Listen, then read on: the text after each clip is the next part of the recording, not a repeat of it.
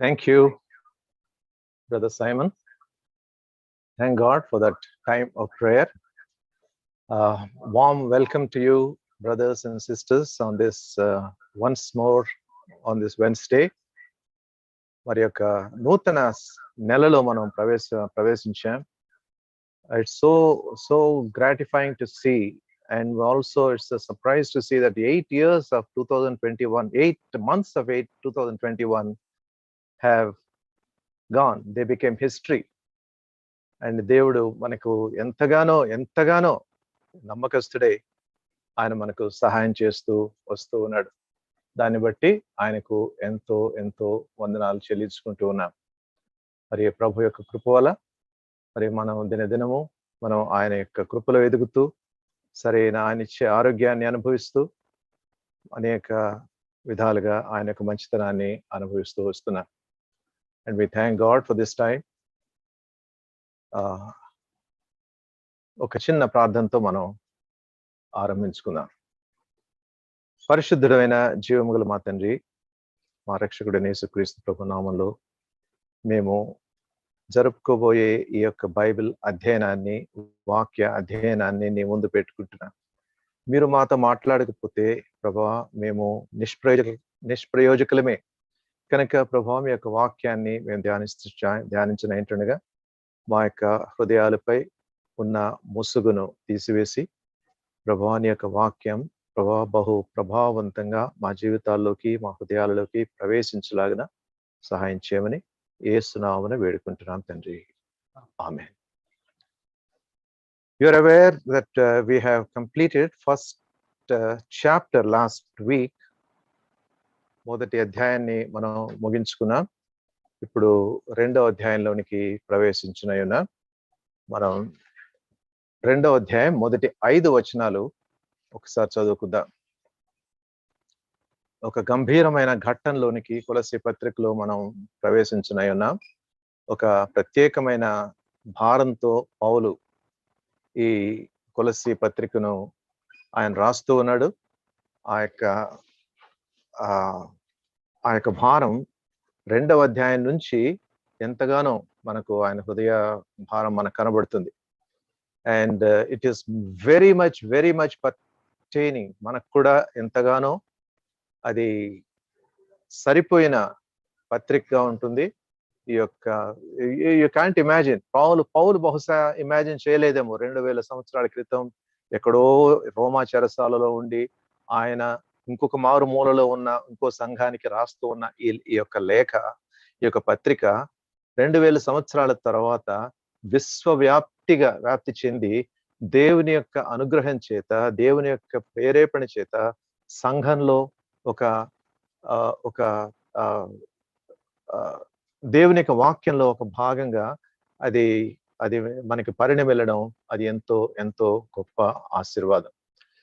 Let's read first 5 verses of the book of Colossians. I'll read it from Telugu. మీ కొరకును Laodicea వారి కొరకును శరీర రీతిగా నా ముఖము చూడని వారందరి కొరకును నేను ఎంతగా పోరాడుచున్నానో మీరు తెలుసుకొనగోరుచున్నాను. వారు ప్రేమయందు అతుకుబడి సంపూర్ణ గ్రహింపు యొక్క సకలైశ్వర్యము కలిగిన వారై దేవుని మర్మమయున్న క్రీస్తును స్పష్టముగా తెలుసుకున్న వారై తమ హృదయములలో ఆదరణ పొందవలనని వారందరి కొరకు పోరాడుచున్నాను. బుద్ధి జ్ఞానముల సర్వ సంపదలు ఆయన యందే గుప్తములైనవి. ఎవడైనను చక్కని మాటల చేత మిమ్మను మోసపరుచుకుంటున్నట్లు ఈ సంగతిని చెప్పుచున్నాను. నేను శరీర విషయంలో దూరముగా ఉన్నను, ఆత్మ విషయంలో మీతో కూడా ఉండి మీ యోగ్యమైన ప్రవర్తనను క్రీస్తునందలి మీ స్థిర విశ్వాసమును చూచి ఆనందించుచున్నాను. ఒక సంఘం కొనసాగాలంటే what are the important things? What's important in a church? ఒక సంఘం దినదినం అభివృద్ధి చెందాలంటే, దినదినం అది కొనసాగాలంటే, is it music? Is it the ambience? ఒక మంచి చక్కని ఒక బిల్డింగా, లేకపోతే అక్కడున్న ఫర్నిచరా, లేకపోతే అక్కడ మనం పొందుతూ ఉన్న కంఫర్టా? What is important in a church? These things that are important in a church, Paul is referring here. దాని కొరకు ఒక పోరాటం అని ఆయన చెప్తూ ఉన్నాడు. మనం last week we have ended with the 29th verse of first chapter, whereunto I also labor, striving according to his working, which worketh in me mightily. అక్కడ కూడా పోరాటం గురించి ఆయన మాట్లాడుతున్నాడు. నాలో బలముగా కార్యసిద్ధి కలిగజేయు ఆయన మహాశక్తిని బట్టి నేను పోరాడుచు ప్రయాసపడుచున్నాను. ఎందుకండి ఈ పోరాటం? ఎందుకు పౌలుకి పోరాటం? అసలు వాళ్ళని చూడనే లేదు కదా. మనం మొదటి వచనంలో మనం చూసాం, ఆయన వాళ్ళని అసలు చూడలేదు. మరి ఎవరో సువార్త ప్రకటించారు, ఎవరో సంఘం స్థాపించారు. అక్కడ నా ముఖము చూడని వారందరి కొరకు నేను ఎంతగా పోరాడుచున్నాను.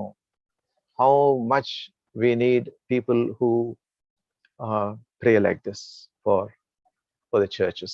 ఇప్పుడు అదే పోరాటం గురించి 2వ అధ్యాయం మొదటి వచనంలో కూడా చెప్తున్నాడు. For I would that you knew what great conflict I have for you. Conflict. మరి 29th chapter లో 29th verse లో labor అంటాడు. It's all conflict. This is a word which is Greek word is called agon, from which the English word agony comes from. అంతగా ఆయన ప్రార్థించాడు. మరి దేని కొరకు? Few things he mentions in second chapter. You know the context of Colossians. తప్పుడు బోధల చేత, తప్పుడు బోధకుల ప్రవేశించుట చేత మరి వారు కొంత వక్ర మార్గం పట్టే ప్రమాదం ఉంది గనుక మరి ఎపెఫ్రా ద్వారా ఈ పత్రికను ఆయన పంపిస్తూ 2వ వచనంలో అక్కడ వచనాలు 2వ అధ్యాయంలో అక్కడ వచనాలు కనబడుతూ ఉన్నాయి. ఎంటైసింగ్ వర్డ్స్ అంటే చక్కని మాటలు. వెయిన్ డిసీట్ నిరర్ధకమైన తత్వజ్ఞానం. లీగాలిటీ. వెయిన్ డిసీట్ అంటే that includes philosophical debates, philosophical discourses. Legality వ్రాతరూపకమైన ఆజ్ఞలు. తర్వాత మిస్టిసిజం ఆధ్యాత్మికత. ఆధ్యాత్మికత అంటే మరి ఈ మెడిటేషన్స్ ద్వారా లేకపోతే ధ్యానం ద్వారా తర్వాత తపస్సుల ద్వారా దేవుని మనం కలుసుకోవచ్చు, దేవుని మనం చేరుకోవచ్చు, దేవునితో మనం ఒక సంబంధం ఏర్పరచుకోవచ్చు అనే పద్ధతులు. దాన్ని మిస్టిసిజం అంటారు, ఆధ్యాత్మిక జ్ఞానం అంటారు. అసెటిజం అంటే సన్యాస భావం. అంటే అన్ని సుఖాలన్నీ వదులుకొని ఎక్కడో అడవిలోకో ఎక్కడికో వెళ్ళి లేకపోతే ఒంటరిగా ఉండి అటువంటి అంటే సుఖాలన్నిటిని దూరంగా చేసి ఉండడం అనేది. ఇవన్నీ ఆయా వచనాల్లో ఉన్నాయి. ఆయా వచనాలకి మనం వెళ్ళేటప్పుడు వాటిని గురించి మనం వివరంగా తర్వాత ధ్యానిస్తాం. నౌ ఫస్ట్ వర్స్, మొదటి వచనం చూస్తే, For I would that you knew what great conflict I have for you and for them at Laodicea. Laodicea ఎందుకు వచ్చిందండి ఇక్కడ? If you remember, we have seen that circle లో ఉన్న ఓవల్ ఉంది కదా, ఆ సర్కిల్ లో ఉన్న ప్రాంతం గురించి ఇప్పుడు మనం మాట్లాడుకుంటున్నాం. కొలస్సీ అక్కడే ఉంది. సో దట్ సర్కిల్ ఇంకొంచెం దాన్ని మ్యాగ్నిఫై చేస్తే ఇలా ఉంటుంది. కొలస్సీ పైన రెక్టాంగిల్ లో ఉన్నది ఇంకా మ్యాగ్నిఫై చేస్తే కొలస్సీ పక్కనే లవోదిషియా ఉంది. Both are very very prosperous towns in those days. ఒకదానితో ఒకటి పోటీ పడుతూ వచ్చేవి. తర్వాత వాళ్ళ గురించి తప్పుడు బోధలు ప్రవేశించిన తర్వాత ఒక విధమైన లిబరాలిటీ వాళ్ళలో చోటు చేసిన తర్వాత they started believing that Jesus Christ is he really sufficient. అంటే ఆ బోధలు చెప్పే ప్రవక్తలు లేకపోతే తప్పుడు ప్రవక్తలు వాళ్ళలో ప్రవేశించారు. సో దానితో మరి లవోదికీయ సంఘం బాగా దెబ్బతిన్నది. మరి బహుశా కొలస్సీలో కూడా ఉన్నారేమో తెలియదు, ఆ పరిస్థితి ఉందో లేదో తెలియదు. కానీ లవోదికీయ గురించి మన ప్రకటన గ్రంథంలో చదువుతాం కదా.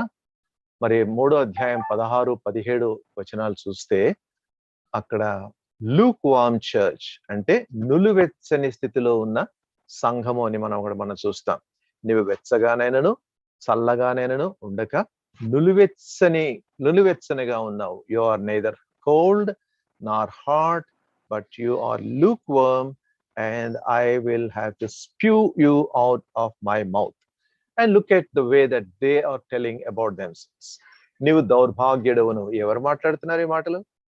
సమస్తము చూడగలిగిన, సమస్తమును పర్యవేక్షించి, సమస్తాన్ని, everything, the one who can see everything, the one who can examine everything, the one who can judge everything. He says, నీవు దౌర్భాగ్యుడవును, దిక్కుమాలిన వాడువును, దరిద్రుడువును, గ్రుడ్డివాడువును, దిగంబరుడునై ఉన్నావని. ఓ harsh words.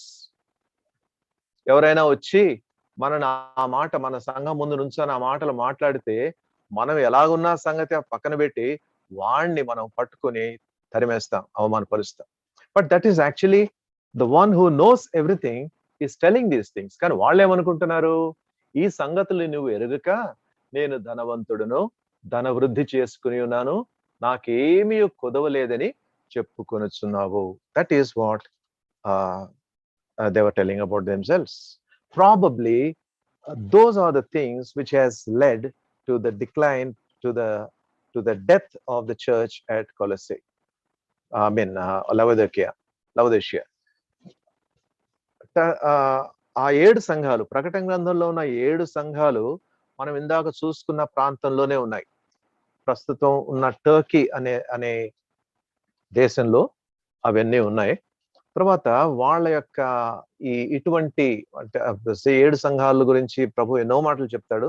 But this is the worst report of all the 7 churches to this churches Laodicea. మరి అటువంటి పరిస్థితిలో ఉన్న వాళ్ళు మరి సరి చేసుకోవడానికి ప్రయత్నించారో లేదో తెలియదు, కానీ మరి 7 సంఘాలు కూడా కాలక్రమేణా అవి గతించిపోయాయి.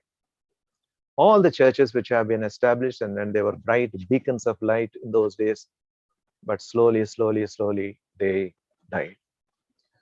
Now Paul is talking about certain goals of this struggle. నేను ఎంతగా పోరాడుచున్నానో మీకు తెలుసు కదా అని ఆయన అంటున్నాడు.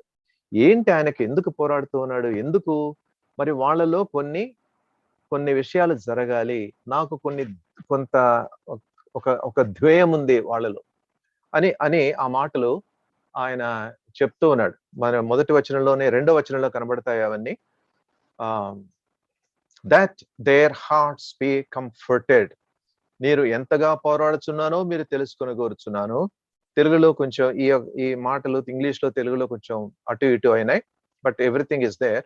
వారు ప్రేమయందు అతుకుబడి సంపూర్ణ గ్రహింపు యొక్క సకలైశ్వర్యమును కలిగిన వారై దేవుని మర్మమైన క్రీస్తును స్పష్టముగా తెలుసుకున్న వారై తమ హృదయములలో ఆదరణ పొందవలనని వారందరి కొరకు పోరాడుచున్నాను. That their hearts be comforted. వారి హృదయాలలో ఆదరణ పొందాలి. దీని కొరకు పోరాడుతున్నాడు ఆయన. ఎక్కడ? చెరసాల్లో. చెరసాల గురించి, చెరసాల్లో ఉన్న వాళ్ళు మామూలుగా ఏం చేస్తారంటే, చెరసాల నుంచి బయటికి రావడానికి, బెయిల్ సంపాదించుకోవడానికి ఆ రాజకీయవేత్త లేకపోతే ఈ రాజకీయవేత్త అక్కడ విశ్వ ప్రయత్నాలు చేస్తారు. ఈయన ఆ పనిలో లేడు పౌలు. ఆయన హృదయంలో ఒక భారం ఉంది. ఏంటి ఆ భారం? అదిగో దూరంగా ఉన్న సంఘాల విషయమే భారంగా ఉంది. దాని కొరకే ప్రార్థన చేస్తున్నాడు.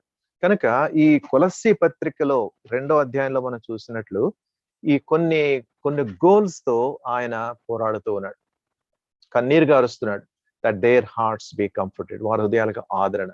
తర్వాత that they be knit together in love. వారు ప్రేమయందు అతుకబడి. తర్వాత they have the riches of God. క్రీస్తును స్పష్టముగా, అంటే సకలైశ్వర్యము కలిగిన వారై. దేవుడు ఆ యొక్క సకలైశ్వర్యానికి కర్త అయ్యి ఉన్నాడు. దేవునిలో ఉన్న ఆ ఐశ్వర్యానికి వారు చేరువవ్వాలి, దగ్గరవ్వాలి. They should be able to reach out to the riches of God. మరి దాని గురించి వాళ్ళు తెలియక దూరం అయిపోతూ ఉన్నారు అన్న భారంతో ఈ 3 గోల్స్ ఆయన హృదయంలో ఉండినాయి. హృదయంలో ఆదరణ, ప్రేమయందు అతుకుబడి, తర్వాత సకలైశ్వర్యము కలిగిన వారే.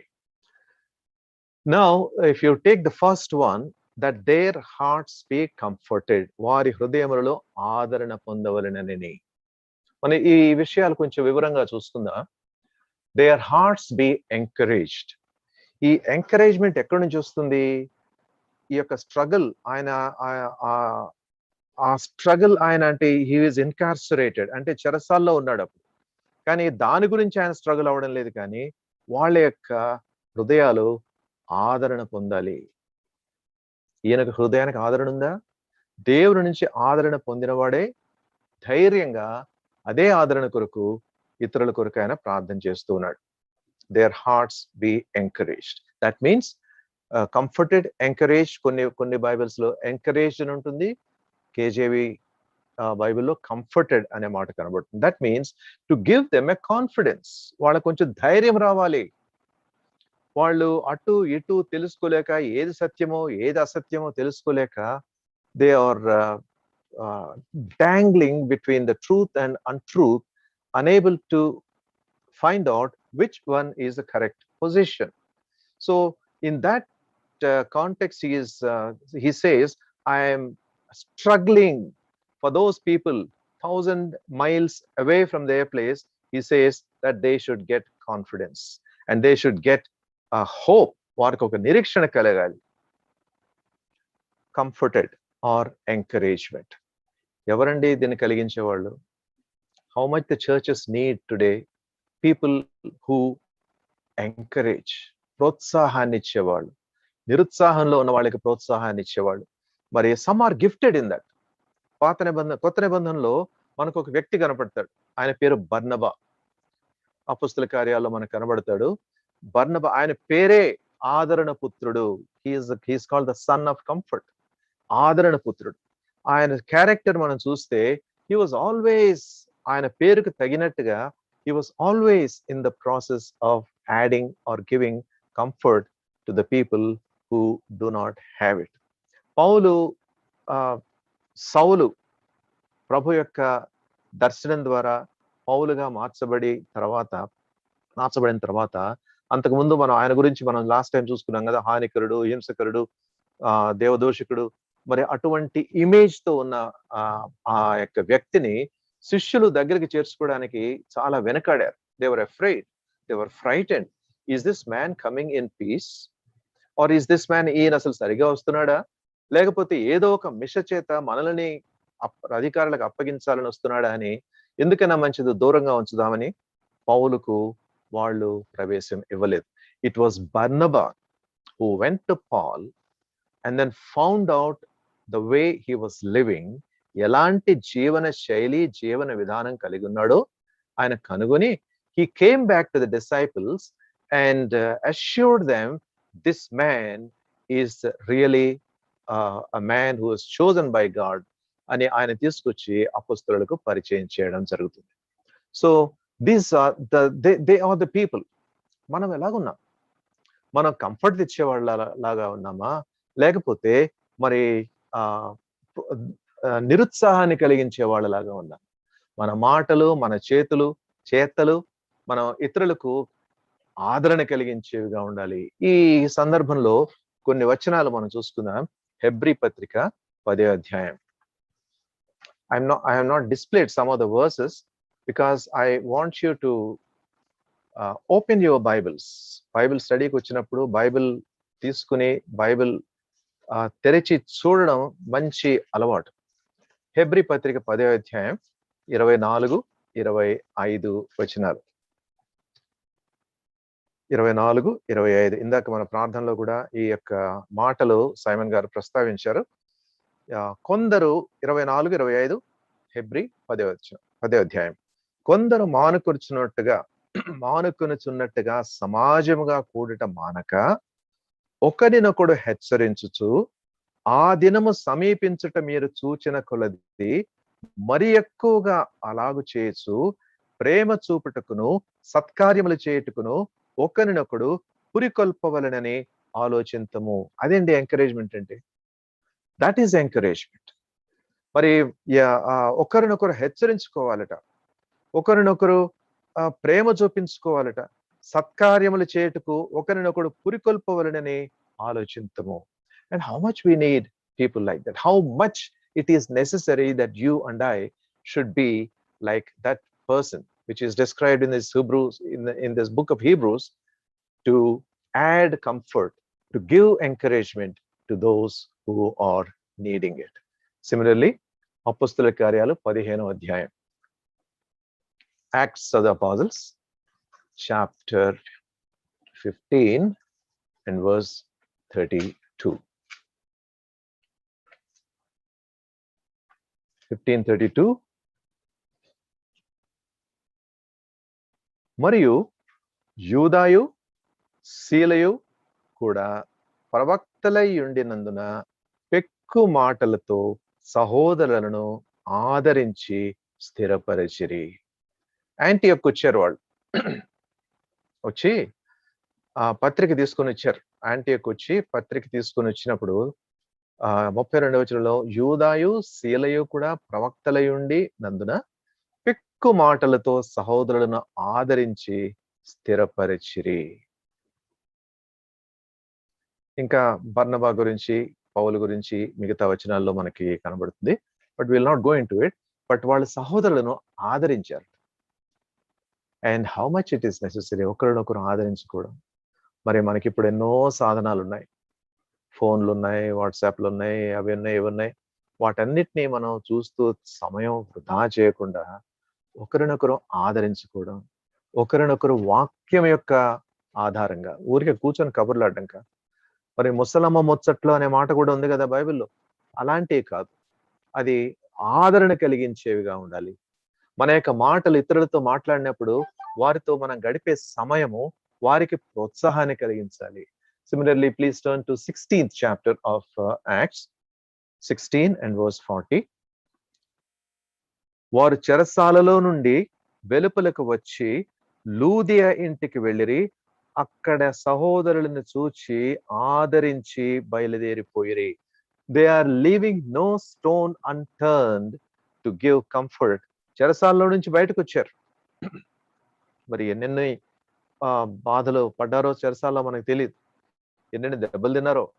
వాళ్ళు తమను గురించి తాము సానుభూతి కొరకై చూస్తూ వాళ్ళు కాకుండా, they were not waiting for comfort of others, but బయటకు వచ్చి లూదియా ఇంటికి వెళ్ళారు.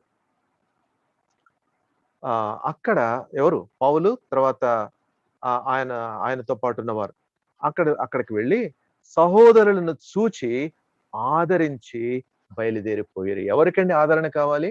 చెరసాల్లో నుంచే కష్టం, బలహీనమైపోయి ఉంటారు, మరి గుడ్డలు మురికైపోయి ఉంటాయి, చిరిగిపోయి ఉంటాయేమో తెలియదు. మరి వీపు దగ్గర వాళ్ళ కాళ్ళు బొండల్లో బిగించారని మనం చూస్తూ ఉన్నాం, వింటూ ఉన్నాం.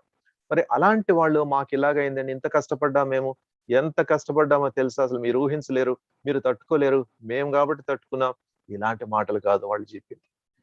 What they told was they looked at the brothers and comforted them. They comforted them and went from there.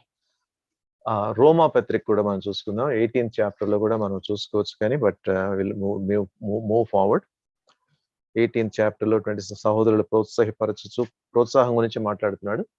రోమా పత్రికలో 8వ అధ్యాయం 11, 12 వచనాలు చూసుకుని ముందుకు మనం వెళదాం. 11th verse and 12th verse of chapter 8 of Romans. కాబట్టి సహోదరులారా, శరీరానుసారముగా ప్రవర్తించుటకు మనము శరీరమునకు రుణస్థలము కాము. శరీరానుసారంగా ప్రవర్తించడం అంటే ఏంటండి? శరీరాన్ని సంతోష పెట్టుకొనడం.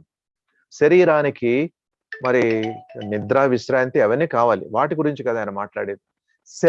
శరీర కార్యాలు అంటే థింగ్స్ ఆఫ్ ద ఫ్లెష్, వాటిని మనం ఫీడ్ చేసుకుంటూ ఉంటాం. That is called acts of the flesh.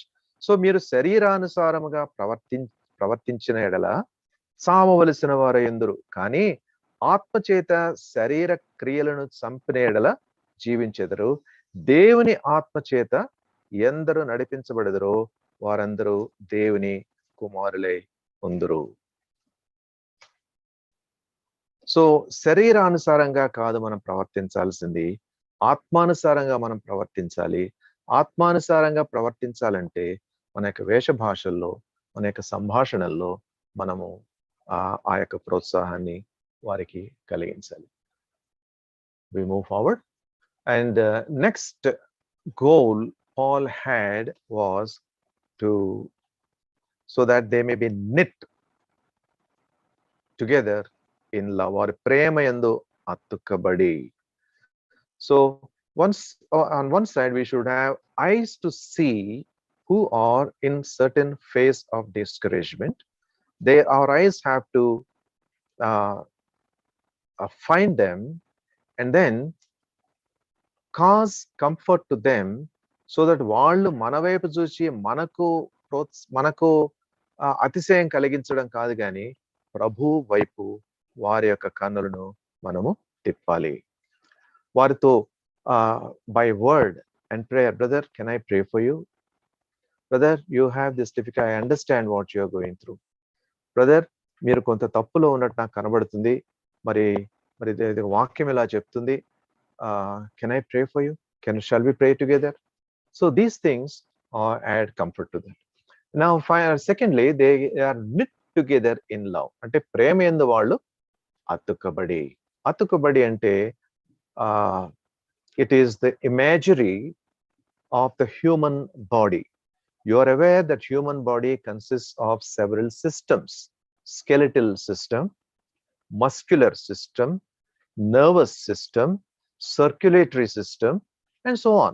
ఇట్లా ఈ సిస్టమ్స్ అన్ని, ఈ వ్యవస్థలన్నీ ఒకదానితో ఒకటి జత చేయబడి సమన్వయపరచబడి అవన్నీ కలిసి పనిచేయడంతోనే శరీరం ఆరోగ్యంగా ఉంటుంది. The health of the body, the sturdiness of the body depends upon the coordination of various systems that we have. Circulation and all these things, nadi vyavastha, emukalu, ivanni kuda. So that is the thing that Paul is using here. It's an image of the human body, the tendons, the ligaments, the muscles, and all my struggle for you, my brothers and sisters in Colossae.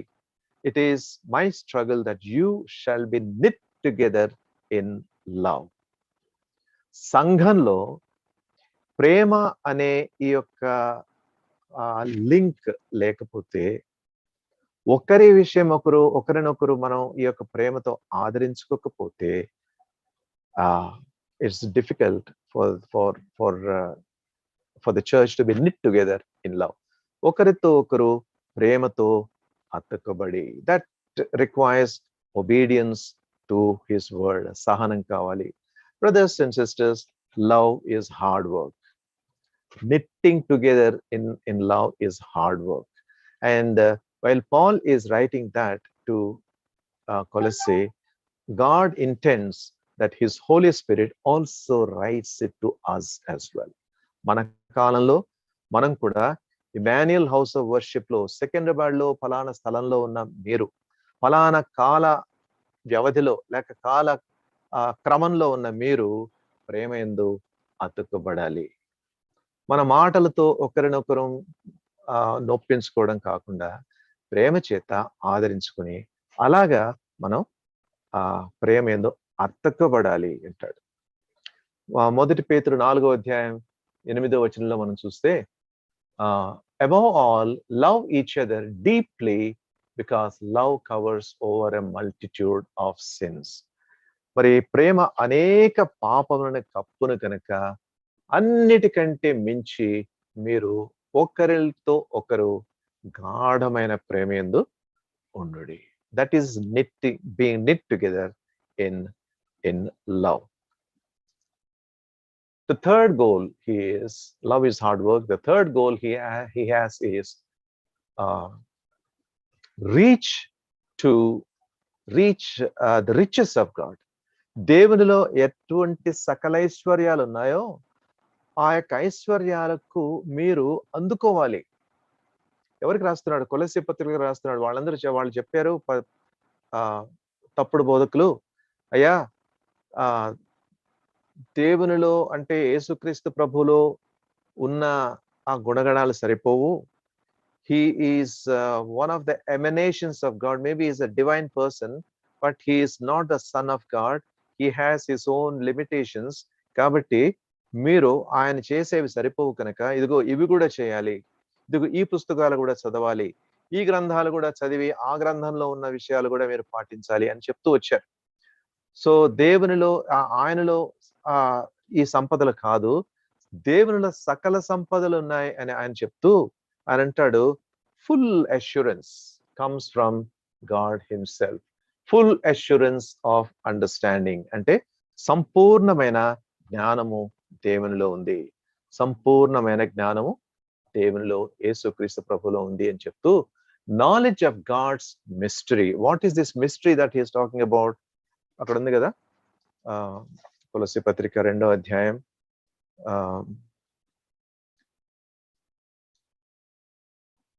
Mystery అనేది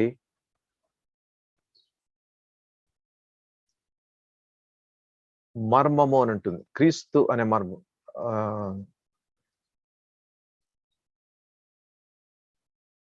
English లో 2nd verse లోనే మనకు కనబడుతుంది. బుద్ధి జ్ఞానముల చక్కని మాట 3rd verse.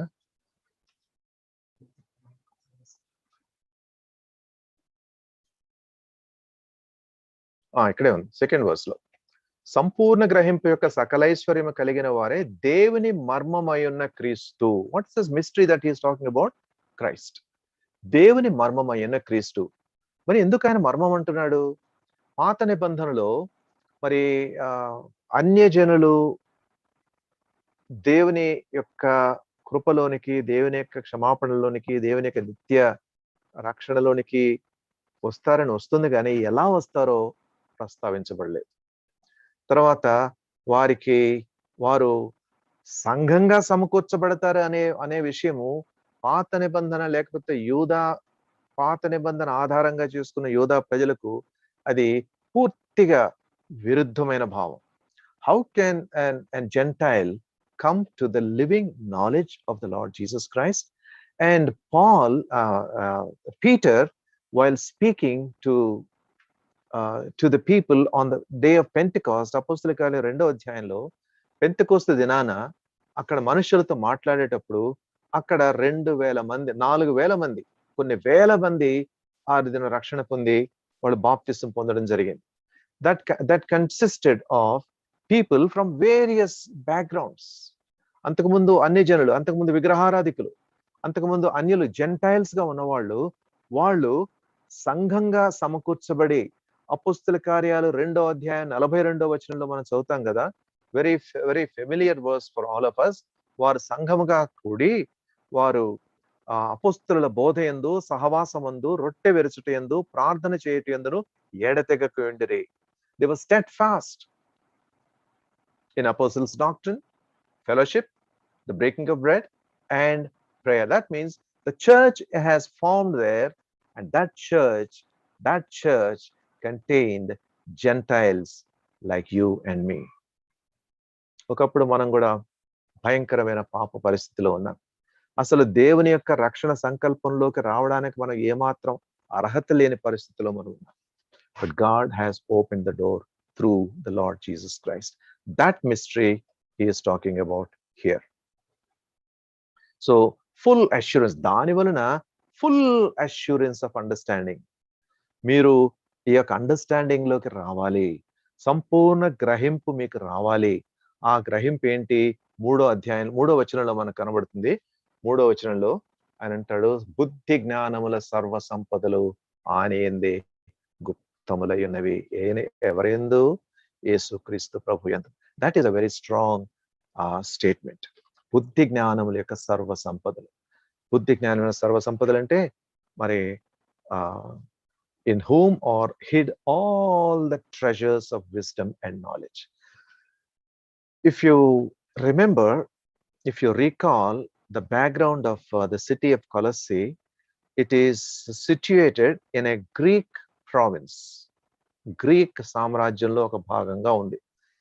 Greeks are famous for their philosophical backgrounds, philosophical orators, philosophers, and they used to take great pride in those things. మాకే జ్ఞానం ఉంది, మాకు విస్తారమైన జ్ఞానం ఉంది, కాబట్టి మీరు మాకు చెప్పవలసిన అవసరం లేదు అన్న మాటలు వాళ్ళకి కలుగుతూ వచ్చాయి.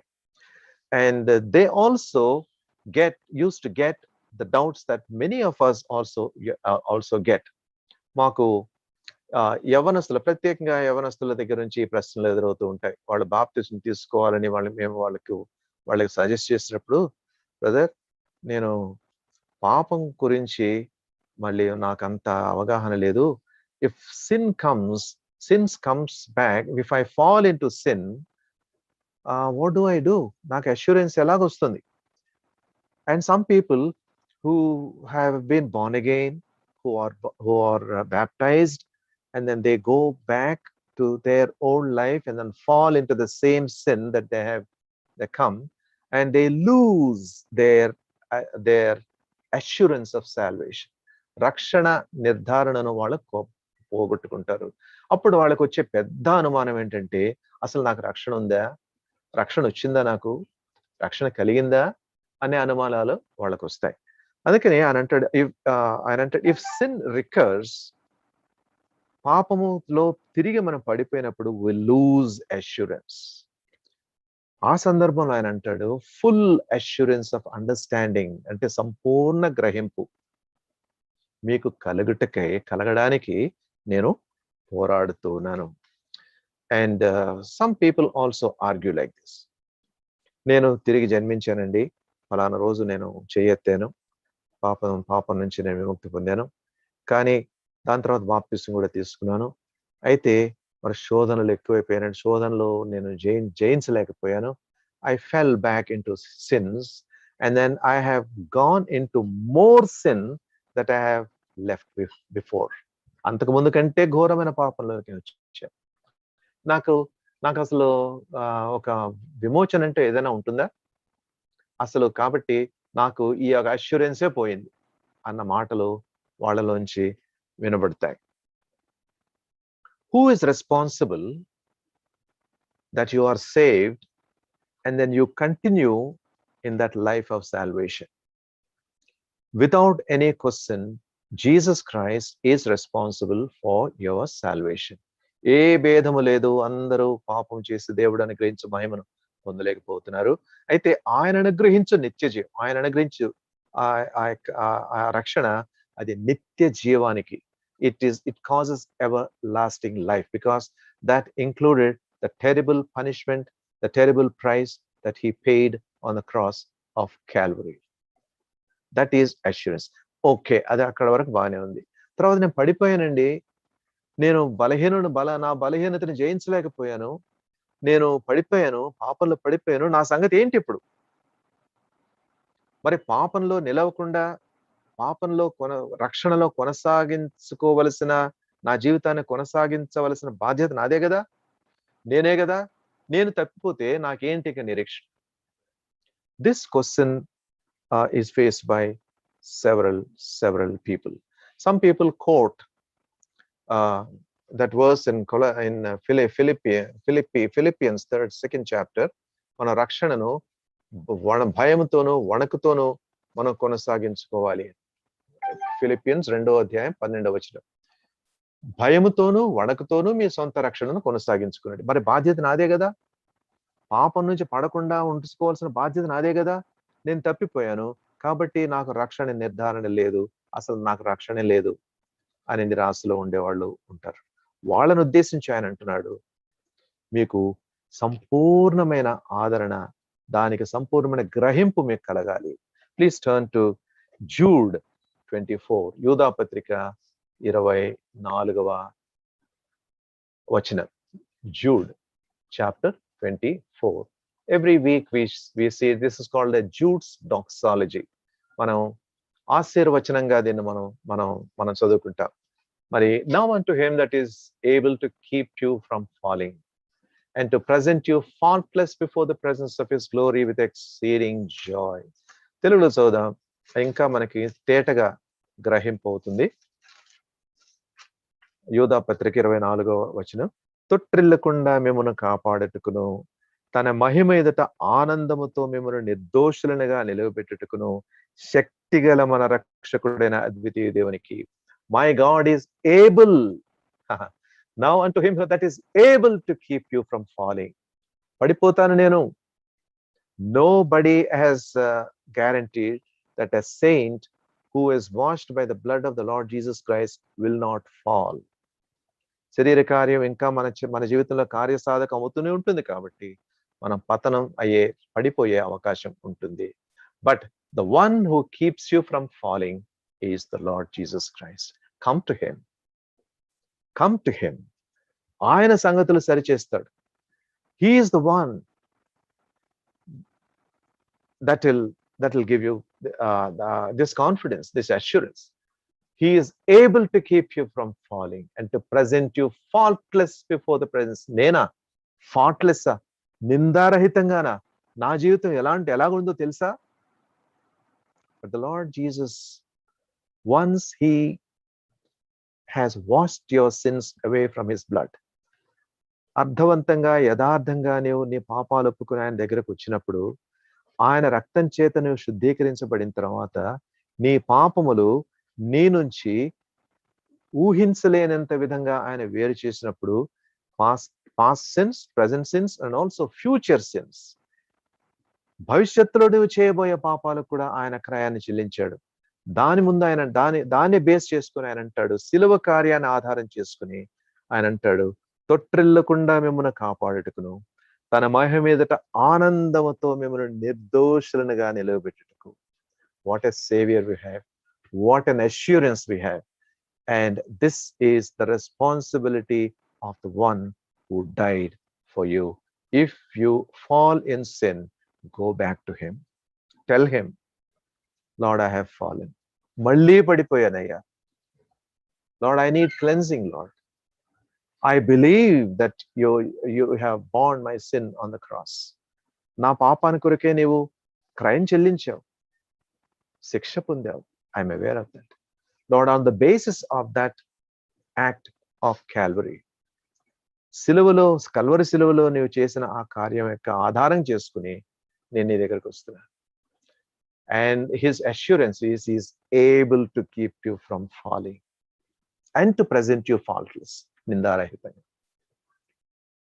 Now, ఈ అష్యూరెన్స్ మనం కోల్పోవడానికి there are three causes, మూడు కారణాలు కూడా మనం చెప్పుకోవచ్చు. మొట్టమొదటిగా ignorance, అజ్ఞానం. Ignorance is what? Ignorance of the word. Ignorance of the word. Lord, you have saved me. I have to work hard to keep it. If I fail, I'm lost. No, the Lord says, I am there. నా వాక్యం నీకు రాసి పెట్టాను, నువ్వు చదువుకో. నువ్వు దాని విషయంలో అజ్ఞానం నువ్వు అనుభవించొద్దు. God's word is evident. Don't be ignorant of his word. Ajnana. And unbelief. What is unbelief? దేవుని యొక్క వాక్యం అక్కడ ఉందని తెలుసు, ఆ వాక్యం యొక్క అర్థం కూడా నీకు బాగా అర్థమైంది, కానీ అది నిజమేనా? అది నిజంగా నన్ను పాపాల నుంచి కాపాడుతుందా అన్న unbelief. That is a terrible thing. That unbelief also the Lord will dissolve by his grace. Then the third reason for this lack of assurance, ఈ యొక్క ఆదరణ కొరవడానికి మనకు ఎదురయ్యే మూడో కారణం ఏంటంటే డిసెప్షన్ అంటే మోసభావం. ఇదేంటిది? You know the word of God, you want to believe, but you can't because you are convinced by the enemy that you are not worthy. వాక్యం ఉందండి, నాకు తెలుసు, దాని అర్థం కూడా నాకు తెలుసు, నేను దాని విషయమే నమ్ముకోవాలని కూడా నాకు తెలుసు, కానీ the enemy comes by his deceptive argument. That enemy can come in the form of a friend. It can come in the form of a wrong doctrine. Go and see in the society how many wrong doctrines are floating in the air today. నువ్వు చేసే సరిపోదు. The whole welfare gospel The welfare preaching is based upon that. కృపగల దేవుడు నిన్ను పేదవాడిగా ఉంచడండి. You cannot be poor if you find favor from God. అసలు నీకు persecution ఎందుకు వస్తుంది? దేవుడు కృపగలవాడు, నిన్ను తప్పించడా? You won't be persecuted. ఇలాంటి వాదనలు ఎన్నో వస్తున్నాయి ఈ దినాలు.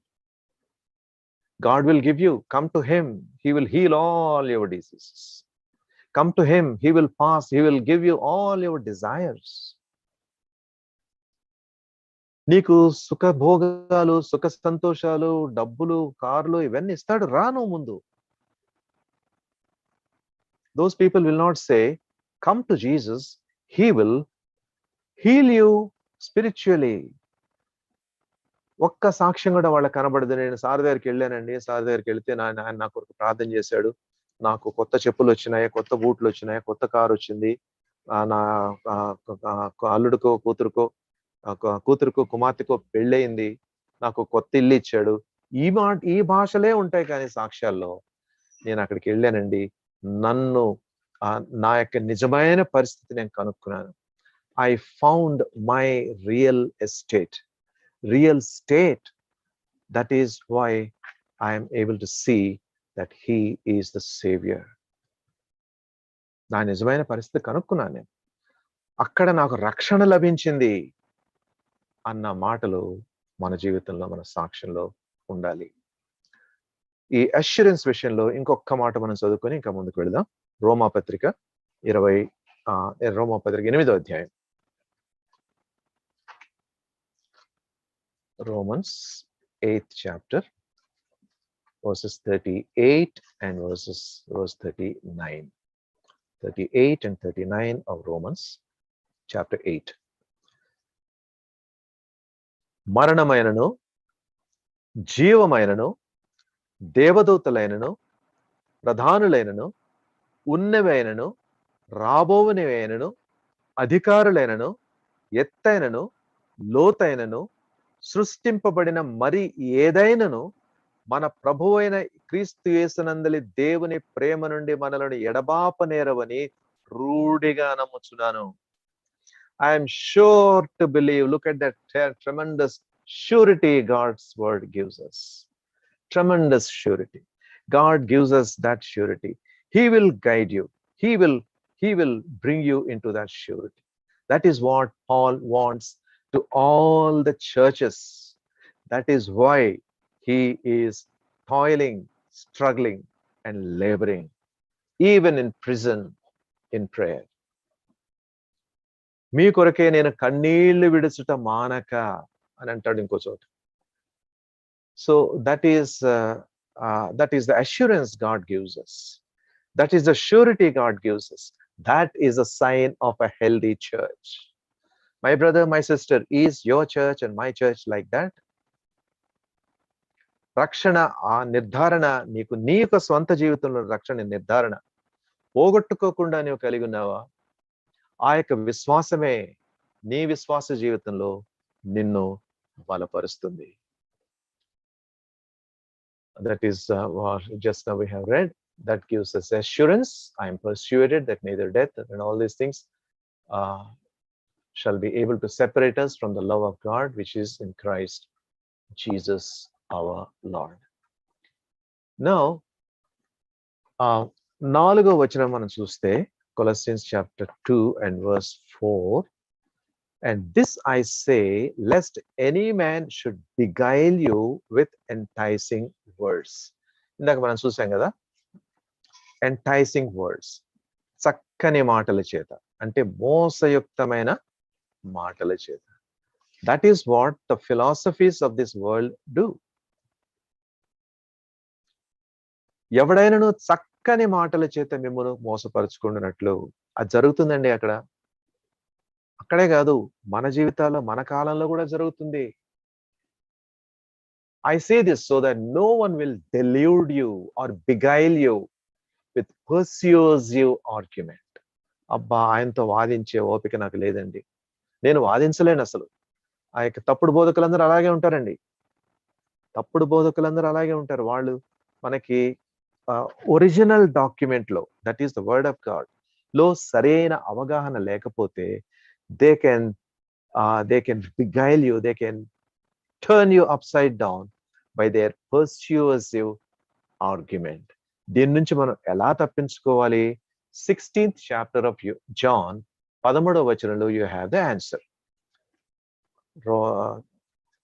16th chapter of John, యోహాను సువార్త 16వ అధ్యాయం 13వ వచనంలో చక్కని సమాధానం మనకు అక్కడ కనబడుతుంది. 16, 13. These are the words of our Lord Jesus Christ. అయితే ఆయన ఎవరైనా అనగా సత్యరూపి అయిన ఆత్మ అంటే పరిశుద్ధాత్మ వచ్చినప్పుడు మిమ్మును సర్వసత్యములోనికి నడిపించును. అదండి పర్ఫెక్ట్ ట్రూత్ అంటే. పరిశుద్ధాత్మ మిమ్మలను ఆ సర్వసత్యంలోకి నడిపిస్తాడు. ఎలా నడిపిస్తాడు? ఆయన తనంతట తానే ఏమీ బోధింపక వేటిని వినునో వాటిని బోధించి సంభవింపబో సంగతులను మీకు తెలియచేయును.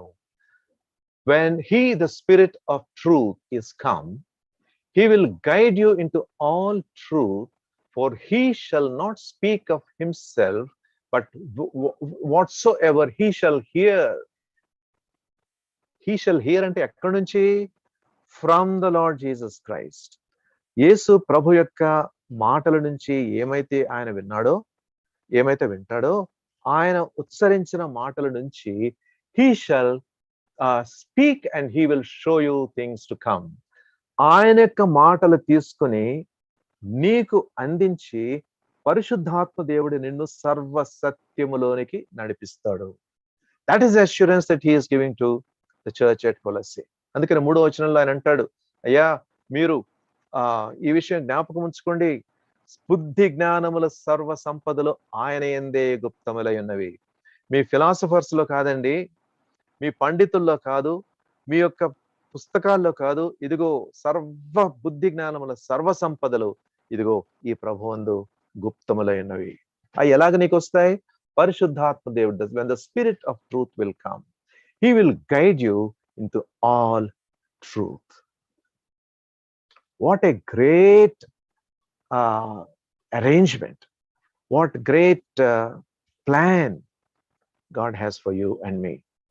ఎంత గొప్ప ఏర్పాటు చేశాడు చూడండి.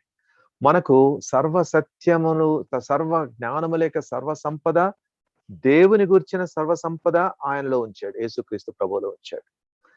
ఆయన నిత్యత్వంలో ఉండిన వాడై, సృష్టికర్త అయిన దేవుడు నీ కొరకే ఈ లోకంలోకి, నా కొరకు ఈ లోకంలోకి ప్రవేశించాడు.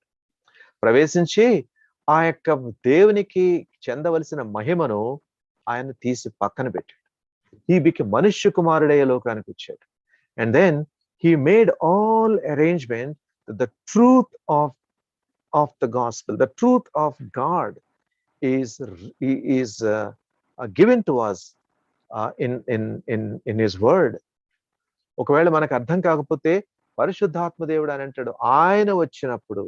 వచ్చాడా నీలోకి?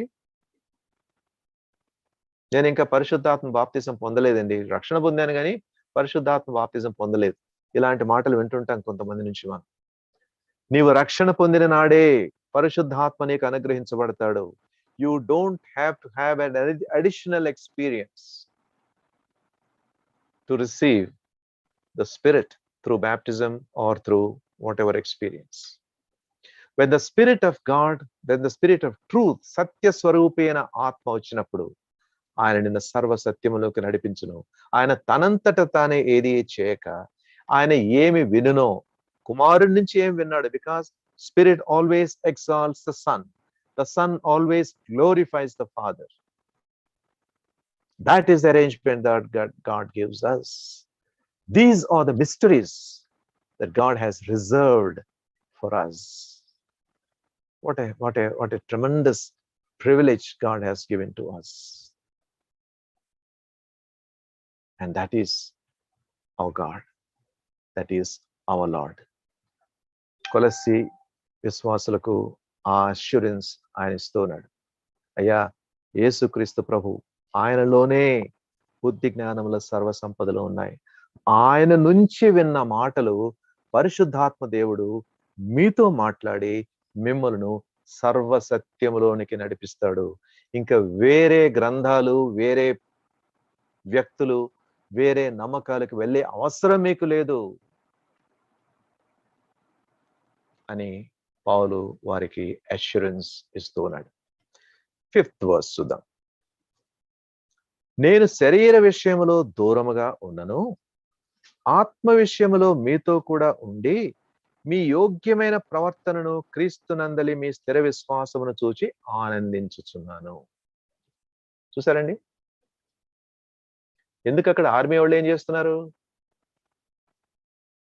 The words that are used there, for though I be absent in the flesh, yet I am with you in the spirit, joying and beholding your order. యోగ్యమైన ప్రవర్తన అని తెలుగులో ఉంది. యువర్ ఆర్డర్ తెలుగులో మీరు కింద ఫుట్ నోట్స్ లో తెలుగు బైబిల్లో చూస్తే యుద్ధ సన్నద్ధులే నిలచుటను. యుద్ధ సన్నద్ధులు అంటే ఆర్డర్ అంటే మిలిటరీలో, యుద్ధంలో సైనికులకు ఎటువంటి క్రమం ఉంటుందో అటువంటి క్రమం మీలో ఉండాలి. That is what he's saying there. Secondly, beholding your order, I'm joying అంటే నేను సంతోషిస్తున్నాను. తర్వాత బిహోల్డింగ్ యువర్ ఆర్డర్, మీ యోగ్యమైన ప్రవర్తనను చూసి, and the steadfastness of your faith in Christ. యోగ్యమైన ప్రవర్తన, స్థిర విశ్వాసం, ఈ రెండు కూడా దే ఆర్ మిలిటరీ టర్మ్స్. స్థిర విశ్వాసము, that also talks about the strong discipline that they have. We see this parades, especially this is clipping from our Republic Day parade. Army వాళ్ళు, ఆర్మీ అంటే సైనికులు ఆ స్థితికి వారికి చేరుకున్నారంటే ఎంతో శిక్షణ వారికి ఇవ్వాలి. Look at that order, look at that precision, look at that. It is so nice, it's so wonderful to see, so nice to see our troops presenting themselves before the country, before the whole population. And ఆ ఇమేజరీని, ఆ యొక్క ఉదాహరణను, మాదిరిని సంఘానికి ఆయన వర్తింపజేస్తూ ఉన్నాడు. though I am absent in the flesh, yet I am with you in the spirit. ఎక్కడో 1000 మైళ్ళ దూరంలో ఉన్నాను నేను, మీకు దూరంగా, అసలు మిమ్మల్ని చూడనే లేదు నేను.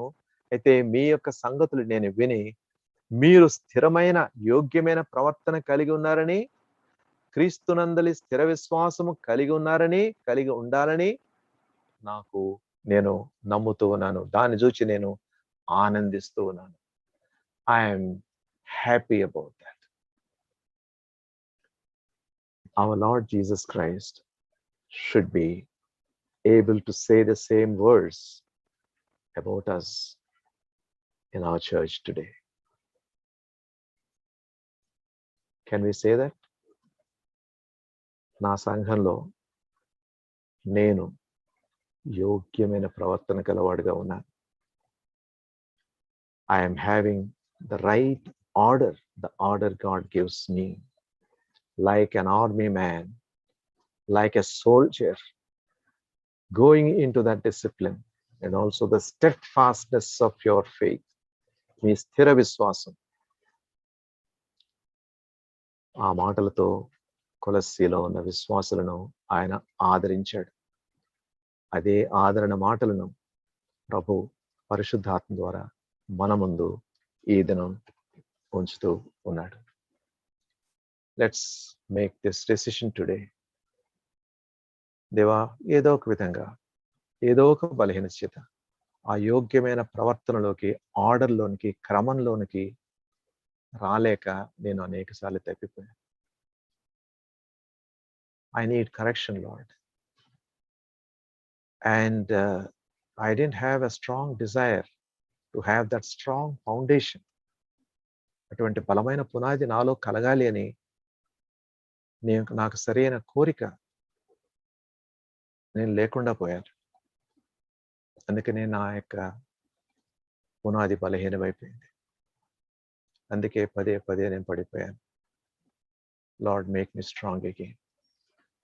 With that prayer, we will close this time of the study of Book of Colossians. We have completed 5 verses of second chapter. God willing, we shall go forward into the greater truths that Paul is communicating to them. Thank you so much, and God bless you. Shall we pray?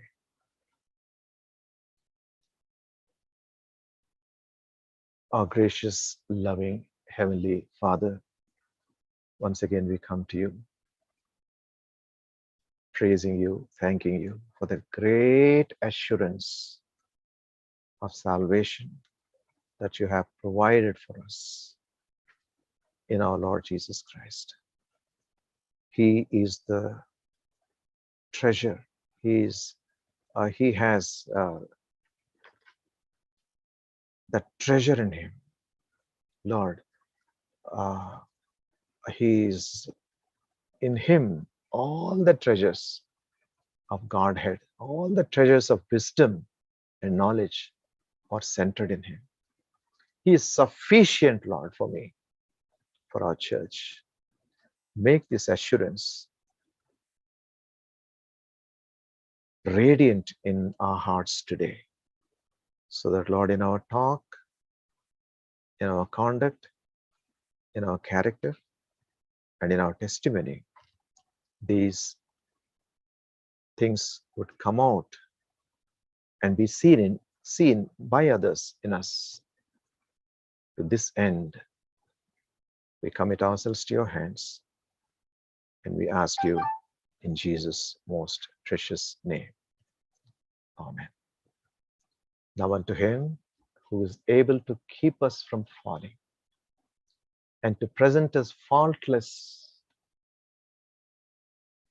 with exceeding joy before the presence of his glory with exceeding joy, to the only wise God, our Savior, Lord Jesus Christ, be majesty, glory, power, and authority now and forevermore. Thank you.